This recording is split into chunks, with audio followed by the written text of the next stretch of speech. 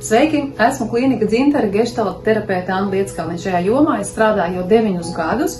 Es vadu gan grupas nodarbības, gan arī strādāju ar klientiem individuāli.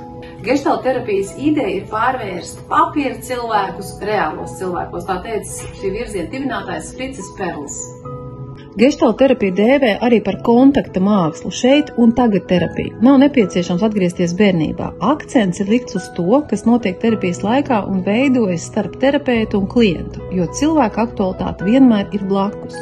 Geštalts ņem vērā esošo realitāti, apstākļus un situāciju, kurā atrodas klients, kā arī atbalsta dialogu, klātesamību un dzīvu sarunu. Geštalta terapija ir ļoti dzīva un klātesoša. Izmantojam dažādas metodas un tehnikas – dialogs, zīmējumi, ķermeniskas prakses, mūzika, psihodrāmas elementi un daudz kas cits. Geštalta terapija ir piemērota gan lieliem, gan maziem.